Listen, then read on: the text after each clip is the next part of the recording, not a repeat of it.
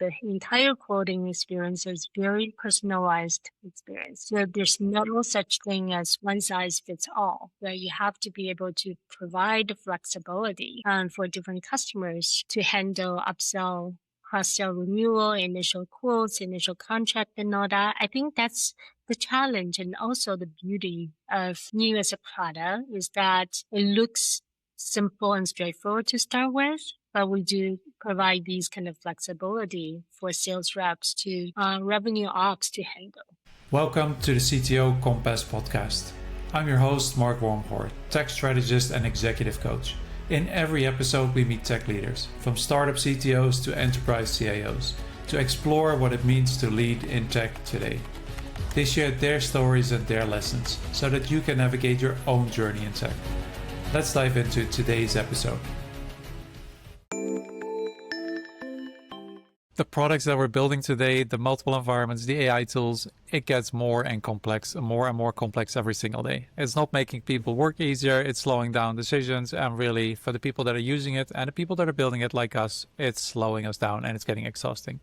The cognitive overload, it's not really a people issue. I think it's also very much a systems design issue. So my guest today is Tina Kang.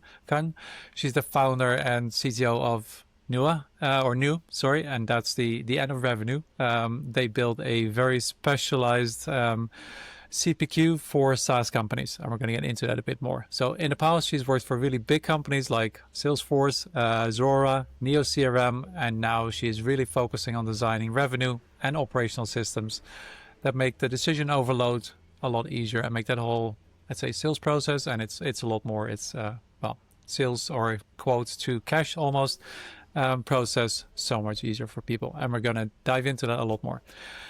So Tina, let's start. You speak to a lot of different companies, a lot of different organizations. What is it that you see that creates that overload? What does that overload look like for people when you start with your implementation? Mark, first, thank you for having me, and I'm really happy to be here.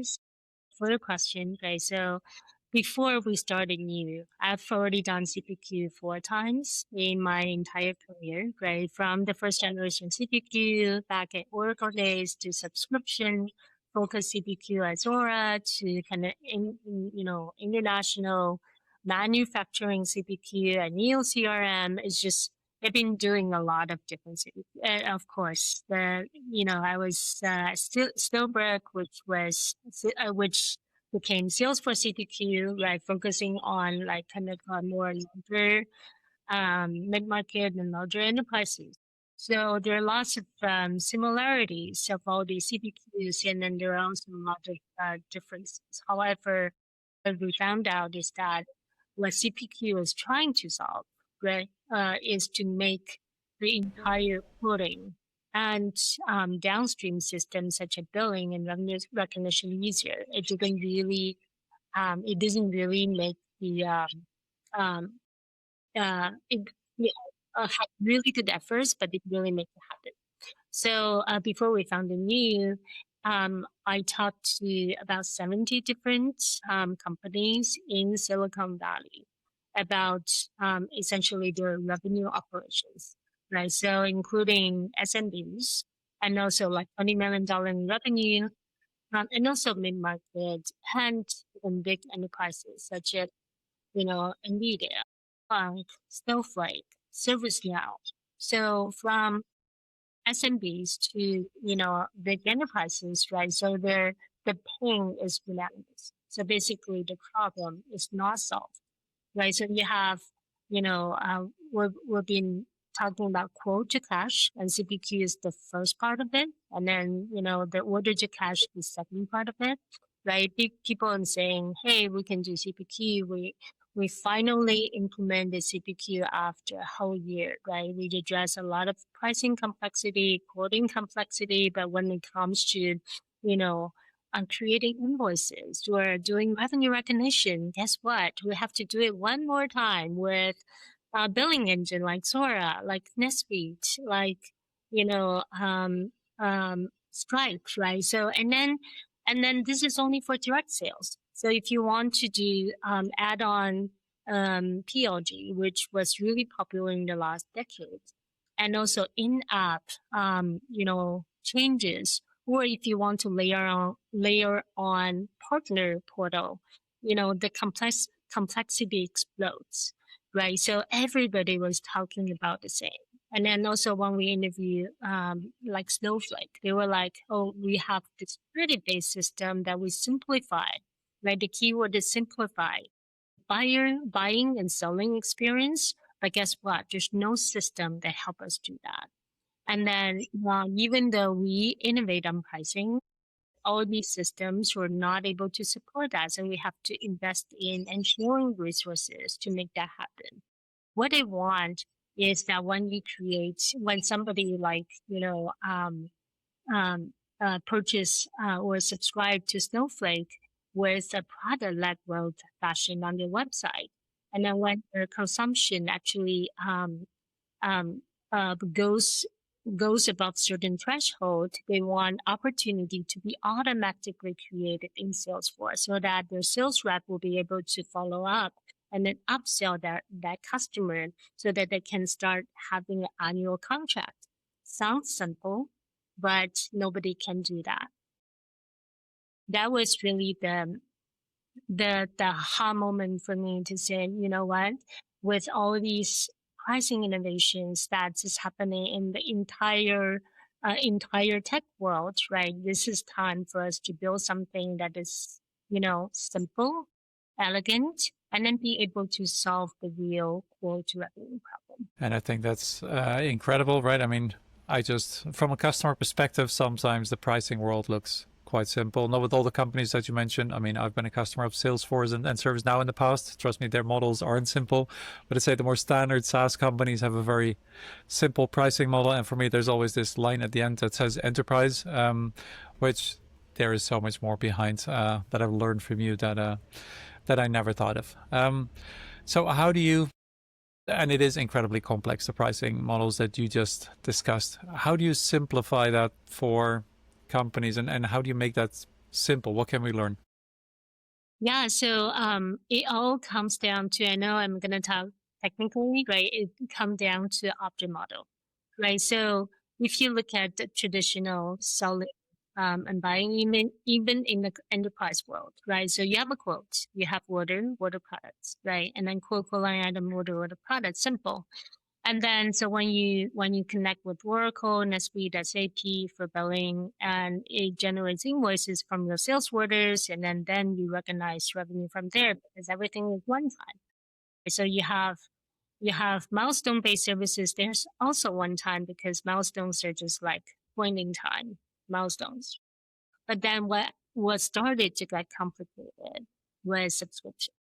When subscription was introduced back in like early 2000 after SaaS took off, right? Subscription billing started to get really complicated because you're not just bill $20 a month, right? For example, you bill like, let's say ChatGPT $20 a month. That's for consumer. However, enterprises, they have a lot of complexities in terms of, oh, today I have 100 users, tomorrow I have 150, and because my business grows so fast. And then if the customer purchase a new product, right, they want to be able to co-term with the existing subscription so that finances make easier. And then if you want to, upgrade, for example, from this version of GPT to the next version of GPT, right? You don't want to cancel the subscription, replace with a new version. You want a smooth upgrade, but the term of subscription are all the same, right? So then, Zuora, that I used to work for many years, started subscription billing. However, Zuora created a brand new object model just for subscription billing because of the complexity of subscriptions in general. But if you look at all these, right, one-time billing, milestone-based billing, subscription-based billing, and 5 years ago or maybe 7, 8 years ago, consumption-based billing is also getting really popular. And then we're talking about Snowflake, which is like credit burn down.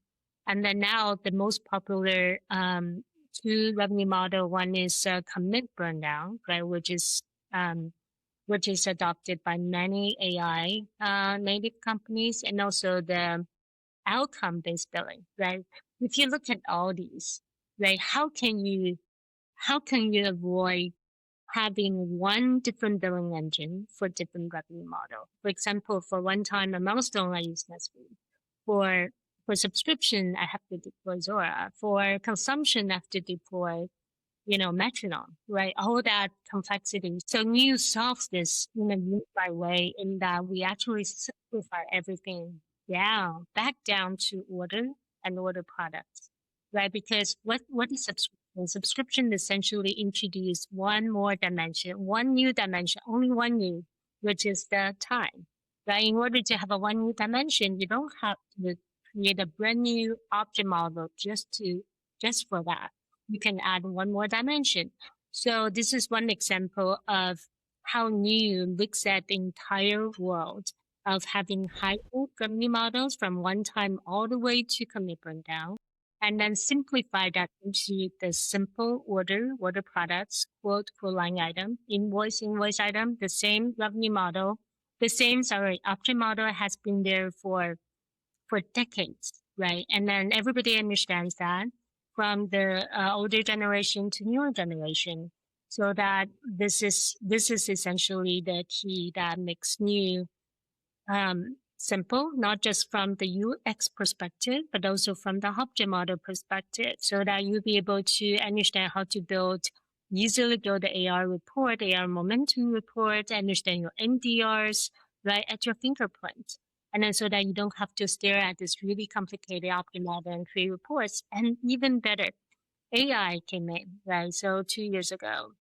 So AI is really, really good at understanding your context, right? In this case, the context is object model that's unified, it's simple. So AI didn't have to understand, oh, product in CPQ as an object is very different from the product in Zuora, because product in Zuora is a subscription. So all these differences, if you simplify that to one single object model, it's much, much easier for AI to understand it and to provide, to actually digest the context and then create outcome. So yeah, so that's essentially the key secret sauce of me.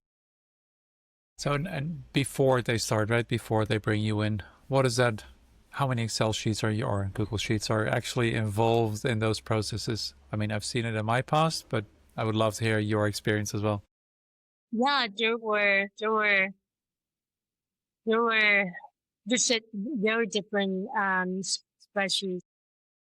Quote to cash, just talk about there are two major components. One is CPQ, the other one is what is cash, which is also revenue component.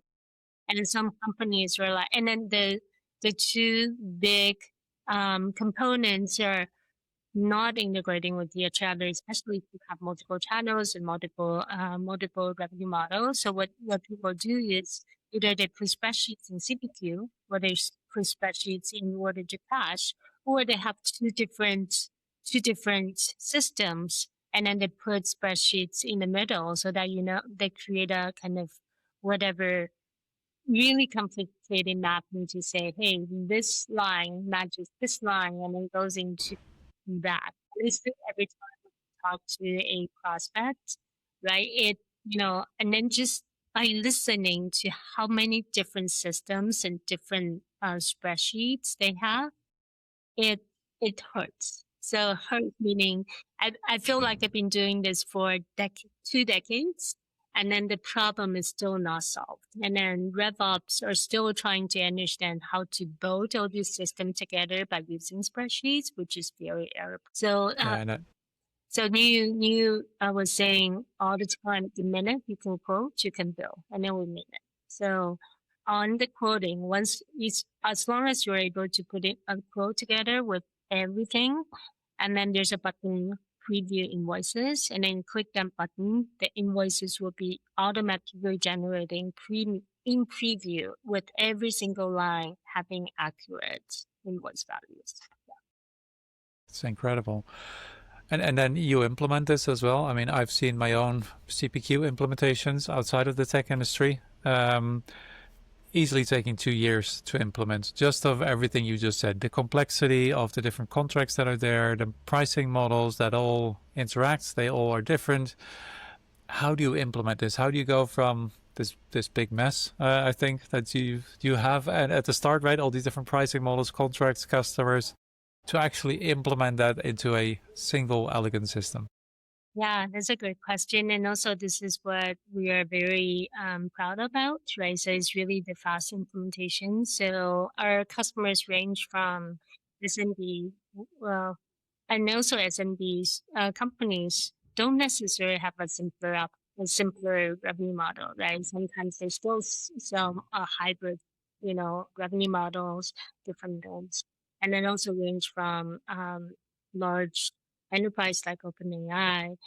So, so so the implementation time, can be anywhere from weeks to, if they do end to end with billing across the entire global entities, can be months, right? So for example, OpenAI had finished the implementation, and launch and UAT and launch within 8 weeks, and that was amazing, right? So I think that our implementation model is, starts from first discovery, right? So instead of looking at what your current systems are, is it like Salesforce CPQ, is it like what kind of billing system you have?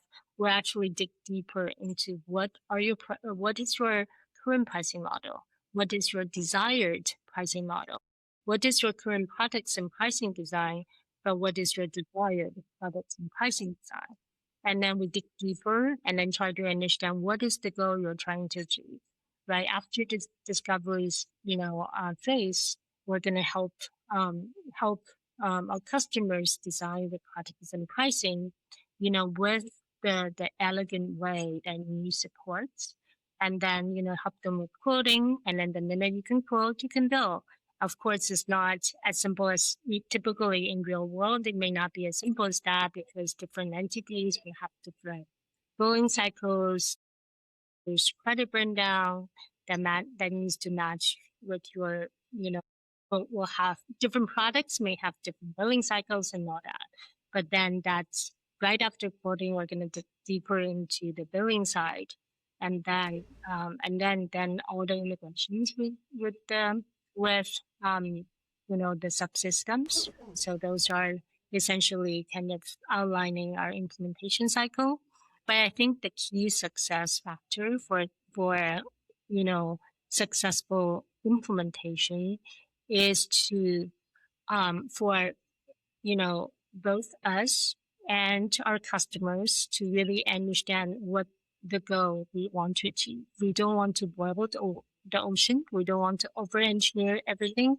We want to be able to achieve a really specific goal and go from there. So for example, you can always have phase one implementation, phase two implementation, phase three implementation, and then we can see early successes before we can move forward to, to completing it. So I have two questions for you, and these are, in my experience, almost religious debates in the CPQ community. So I do want to ask you them. The first one, how do you deal with old contracts? Do you like migrate and spend a lot of time migrating the old contracts, or do you restart from all the new quotes that we're going to bring out? Yeah, so we do have a migration tool that help customers migrate essentially the orders and subscriptions, right? So people typically do not need to migrate quotes. They don't want to migrate your existing contract, which are in the form of subscriptions, entitlements, and all that. So we do have tools that help our customers do that. I think the harder part has been that some customers have quotes and contracts and everything in many different systems in spreadsheet. So the data preparation would take some time, but if they have clean data, then essentially it's a matter of data migration. And then data migration, you know, from your experience has always been a challenge. So it's pretty much all about, how clean your historical data is, If the data has already been in another CPQ system or running system, life is much easier. But if the data is actually in different documents or spreadsheets, or then we really need to help our customers understand how to kind of prepare the data for the data migration. Yeah, makes sense. And then the second question, which is also something that comes up, most CPQ systems, they start the implementation and they find out that sales in the past have just offered all these exceptions to the contracts and to the pricing models, right? Just because this one-time exceptions for these special customers, right? And there's dozens and dozens of them. Sorry. One group says just clean them up, go back to the customer and make it standard. The other group says no, we have to do this. We agree with the customer, so we have to migrate as is. What do you think? What do you do? Are you still referring to the data version or the actual? Yes, but then the complexity of all these one-off exceptions that sales teams have made in the past for these special customers. Yeah, it's really interesting. For these kind of one-off requirements or one-off commitment to the customers, migrate data as is, right? So essentially, let's say we used to sell $5 per user license, but but for this particular customer, they sell for $1.50 because it's strategic account and then really large and all that. So essentially, Nue has different price points, right? So there's a list price, sales price, net sales price, final price. So they can input data as is as final price or net sales price, and then we will calculate the discount percent for that. And then, but when the customer renews or when there's a change order, for example, quantity will be if there's an upsell of the quantity or there's any kind of change, upgrade, downgrade, swap, and whatnot.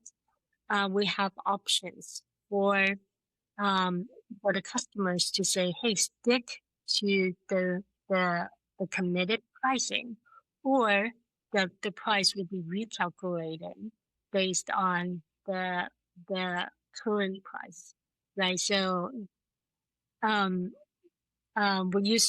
we've been talking about CPQ. The entire quoting experience is very personalized experience.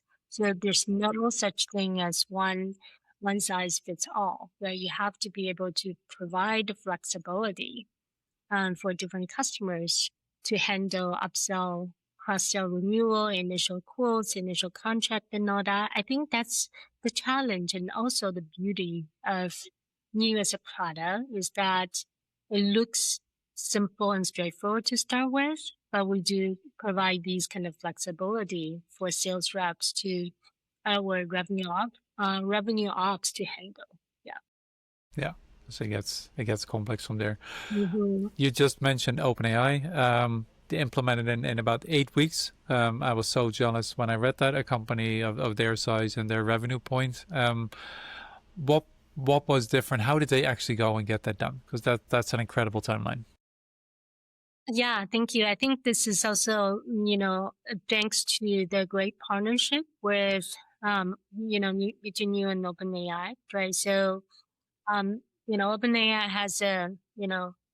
has a very strict, very tight timeline, 8 weeks, right? And then it's down to weekly goals, daily goals, right? So basically, and then also one thing that we work together about is that let's make sure we have a very specific goal for this implementation. We're not trying to boil the ocean and change everything. We're trying to reach, for example, quoting and upsell, cross-sell, lifecycle management for revenue. And then later on, we can bring in other, enhancements or other components. For example, blockchain and all that stuff. So let's focus on the quoting experience in terms of initial quotes and upsell, cross-sell. And then also with, really focus on understanding the revenue model, in this partnership. So once the goals are defined, right? It's all about execution. It's all about making sure we, hit weekly goals. And then also thanks to our partners and also OpenAI revenue ops team, right? I think this was done beautifully. Of course, the product is easier to use, can integrate seamlessly with Salesforce so that any kind of customizations we can leverage Salesforce capabilities in terms of, custom fields, flows, and all that, which is also synchronized directly with Nue so that Nue and Salesforce is actually one platform that can carry out the implementation really fast. Yeah, so that's that has been the process. And then we also replicate the same process with our customers as well. So it's really, any kind of implementation is really down to partnership. It's incredible. I was so jealous when I read that story when I've been in 2-year CPQ programs myself in the past, of course. So very nice. So, but then and looking at your team internally, I mean, you're building this. It looks very simple what you're building on the outside. Still, it seems that under the hood, this must be incredibly complex to make it look so simple on the outside. How do you manage the complexity internally? How do you just keep it simple on the outside, yet it must be so complex on the inside? Yeah, that's a great question. So I think it's down to how we define the product and also the positioning, right? So from day one, we know the product needs to serve mid market and enterprise, right? So we know that it needs to seamlessly integrate with Salesforce because and because most people use, you know, that's where most people use their CRM. So, and then people like to have native experience with Salesforce. And, that's the coding side. For the billing side, people would need scalability and also very simple experience dealing with invoices, invoice item, credit memos, and all the collections, collections activities such as even including like invoice amendment, invoice write-off, and all that stuff. So from outside in, right, when we design this product, we have like three differentiators.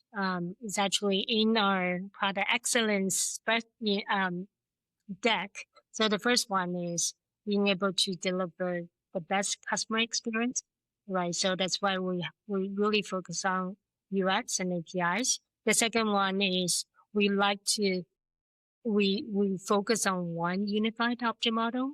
So regardless how we design the product, the object model needs to be reviewed again and again and again, making sure that it's unified, can integrate downstream with all the ERP systems, taxation systems, up and revenue recognition system, and upstream with CRM, and then seamlessly without any kind of like you know and ETLs and all that, and also analytics as well. And then the third one is we have this thing called pricing engine, which is across the board from quote to cash, right? It's not something you see in the UX, but empowers the entire stream to say, and also it can be embedded in the browser. It can be run in the backend. It can serve as the pricing engine. It can also run as the billing engine because that's just one engine that build ones run everywhere. That's why you can see the consistency of quoting all the way to billing and cash. So that the minute you can quote, you can bill because the same engine that you can see embedded in the browser at quoting time is actually used to bill your quote, not your quote, but essentially your orders after the quote is finalized into invoices. So that consistency really helps for us to simplify everything and then to make the entire user experience very graceful. And then last but not least, right, we focus a lot on configurability, metadata driven, so that you'll be able to kind of configure by adding custom objects, custom fields, able to add plugins, for even more flexibility for, one-off customer request. So yeah, there are lots of little little things here and there that really mirror the entire engine. Nice. That's incredible. And still at the back end, I think you said you started with Salesforce only. You recently expanded that as well to other systems as well, right? That must That's have right. added so much complexity. I think I read Oracle as well was added, or so you're adding backends to the system as well. That's right. So the front end, currently we focus on Salesforce, but we do have a dual platform where you can actually create products and pricing in our platform hosted on AWS, but that's also seamlessly, integrate with Salesforce so that our backend, it's actually empowers the other channels, where like self-service channel, the partner channel, because we said quote revenue is not just for direct sales, but for all channels. And then also we did, we have like, I don't even know how many integrations we have, but we do have, integration with the ecosystem, including ERP, accounting, taxation, revenue recognition, and yeah, and let's say usage system, consumption system, right? So integration, it's it's really really important for us to kind of power the integration with the with the ecosystem, because quote revenue, if you see it, is actually in the middle between CRM and ERP, and then this critical for us to have seamless integration with these systems. Nice. Yeah. And then you mentioned a little bit of AI at first and how that works. What have you all done already? Where are you with AI and integrating that? Yeah, yeah. This is a very exciting topic for me as CDO, right? Apparently, I'm just very, very excited about what we do about AI. So we launched new AI in last October, right? So essentially, it's what I call the transactional intelligence AI. So because quote revenue, if you see, it's actually empower the transactions, right? From quoting. Quoting is not a finance transaction itself, but when opportunities close one, quotes will be finalized into orders. And order is actually the first monetary transaction, is booking. Right. So it's booking transaction, and then goes into invoice, which is billing transaction, and cash, which is payment transaction.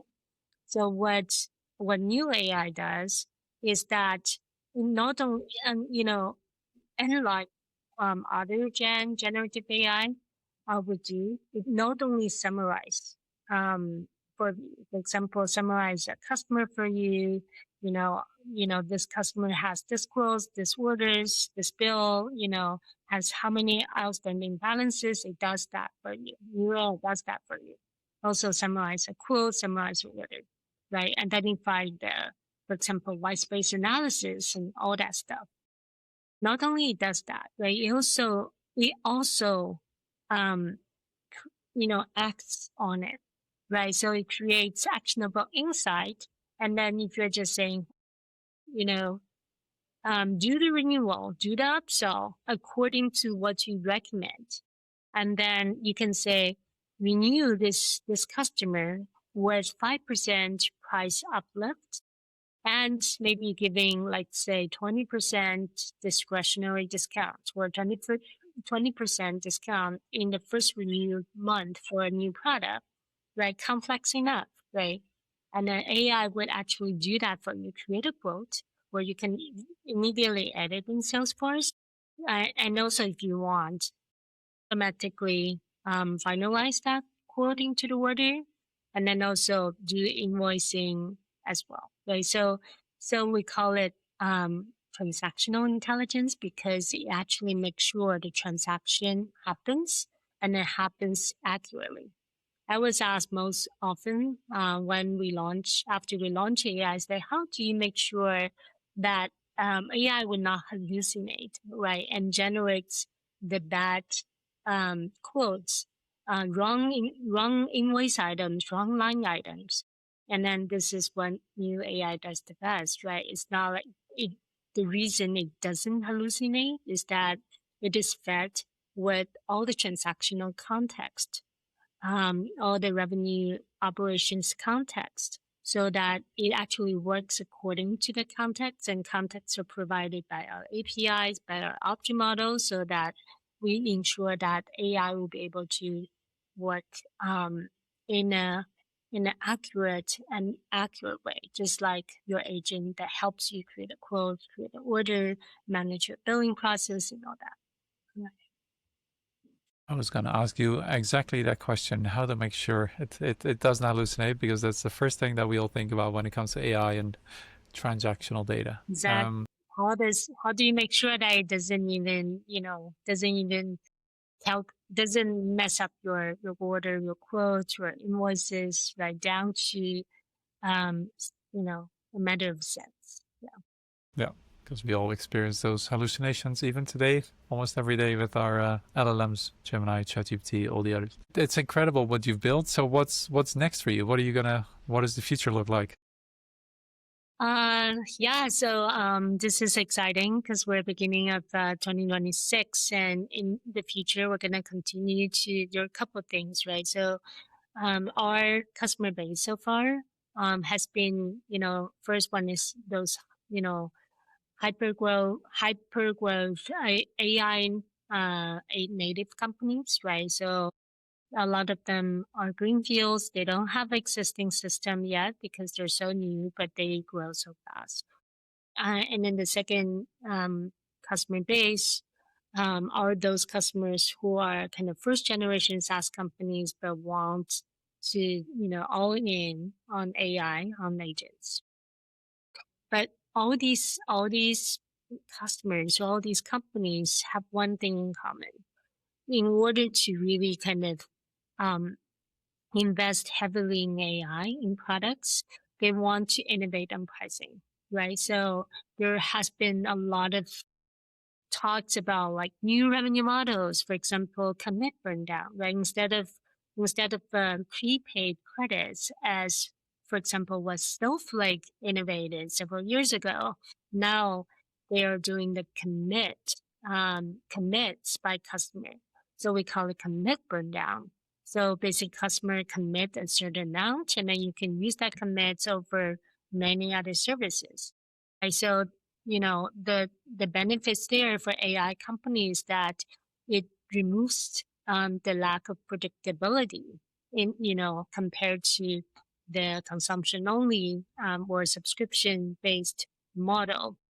But it also ensures that their own buyers, the customers, are not um, you know also get the benefit so that they don't have to pay a big amount up front, right? Because AI could be like letting you know the prices fluctuate over time, right? And then we also see a lot of outcome based pricing, right? So all these price innovations really help us to kind of look into what would be the next amazing revenue model.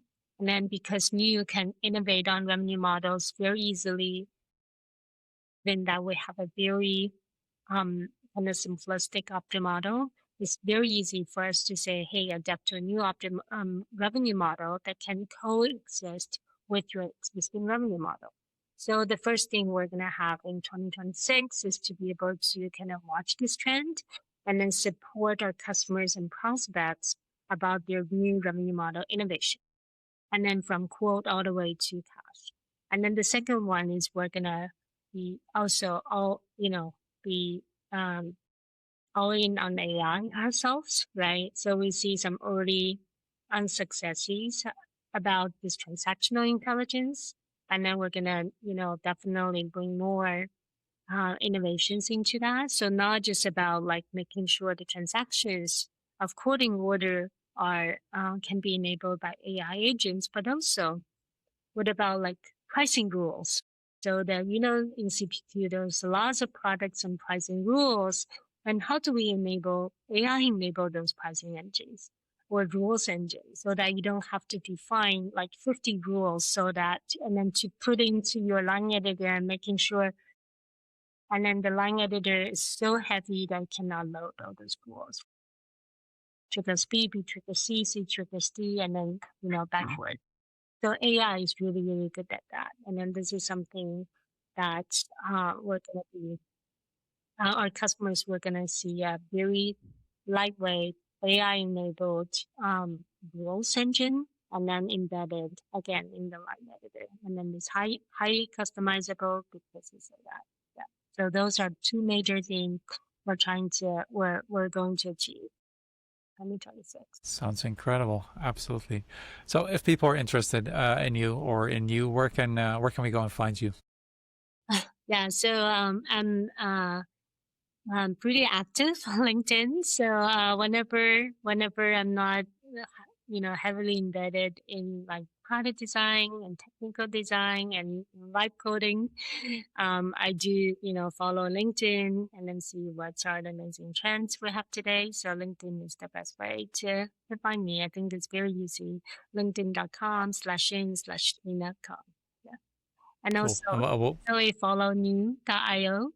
And then again, use the last three letters of revenue, right? So because our vision is really what I love to see is modern revenue runs on Nue. So Nue will be your revenue infrastructure that can be integrated with the existing ecosystems that your companies have. Yeah, that's Nue's vision. I think that's incredible. I think a lot of industries can be jealous of the system that you built. I wish you would expand outside of tech, but I guess for now this is it. So I'm hoping that at some point there will be competitors in other industries because the other systems are way too complex. But let's see. Congratulations. Incredible system that you built. We'll make sure that we put all the links in the show notes, of course. And Tina, it's been incredible having you on. Thank you very much. Thank you, Mark. Thanks for having me. As we wrap up another episode of the CTO Compass, thank you for taking the time to invest in you. The speed at which tech and AI develop is increasing, demanding a new era of leaders in tech. Leaders that can juggle team and culture, code and infra, cyber and compliance, all whilst working closely with board members and stakeholders. We're here to help you learn from others, set your own goals and navigate your own journey. And until next time, keep learning, keep pushing, and never stop growing.